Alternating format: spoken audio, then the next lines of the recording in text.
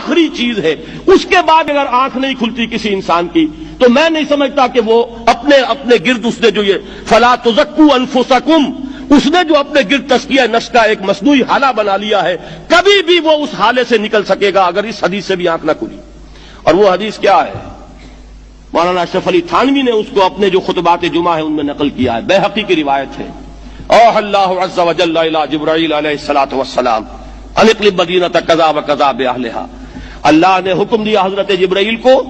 فلاں فلاں بستیوں کو الٹ دو اس کے رہنے والوں سمیت۔ قال فقال، حضور نے فرمایا، اس پر حضرت جبرائیل نے عرض کیا بارگاہ خداوندی میں، ان فیہا عبدک فلانا لم یعصک طرفۃ عین، پروردگار اس بستی کو الٹ دوں،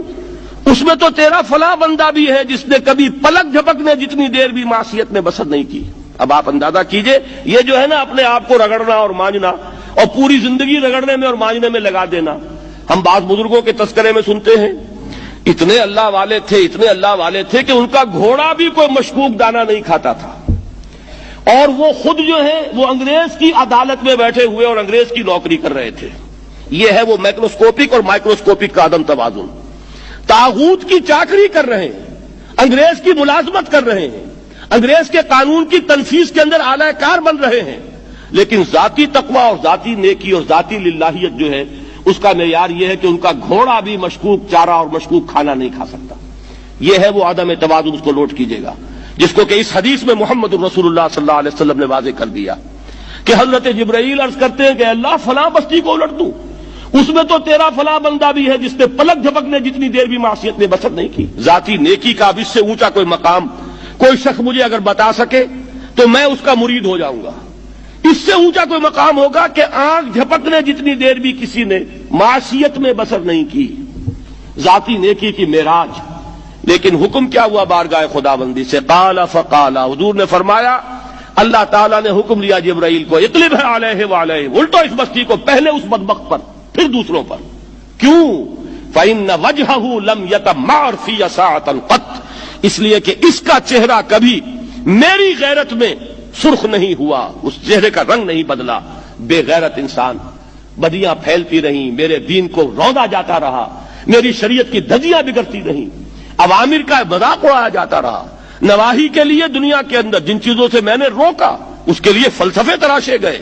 اور یہ لگا رہا مست رکھو ذکر و فکر صبح گاہی میں اسے، یہ سوائے ذاتی اپنے اس اصلاح کے اور ذاتی تقوی کے اور ذاتی نیکی کے اور ذاتی عبادت گزاری کے یہ میدان میں نہیں آیا، اس کا خون نہیں کھولا کبھی، اس کے چہرے کا رنگ متغیر نہیں ہوا، لہذا یہ دوہرا مجرم ہے۔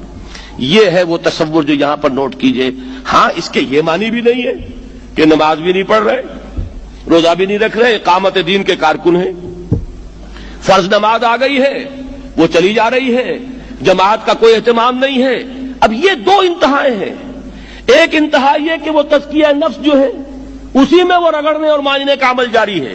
ایک یہ کہ اس کا سرے سے کوئی تعلق ہی نہیں، اپنی ذات سے بحث ہی نہیں۔ وہ کیفیت وہ ہو گئی ہے جو یہود کی آئی ہے قرآن مجید میں کہ تامرون الناس بالبر وتنسون انفسکم وانتم تتلون الکتاب، کیا تم لوگوں کو نیکی کا حکم دیتے اور اپنے آپ کو بھول جاتے ہو؟ یہ دوسری انتہا ہے۔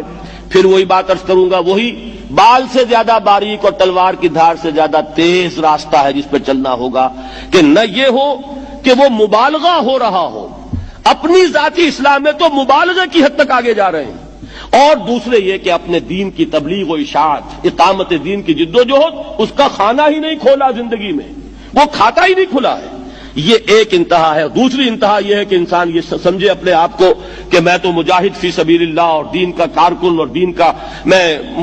اللہ کے دین کو قائم کرنے کی جد و جہد کرنے والا ہوں، جبکہ